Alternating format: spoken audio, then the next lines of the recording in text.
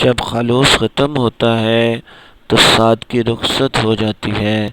तब बनावट और सजावट जन्म लेती है और लोग तकल्लुफ़ात में पड़ जाते हैं और अपने बातिन को पाकीज़ा बनाने की बजाय अपने ज़ाहिर को सजाने में लग जाते हैं।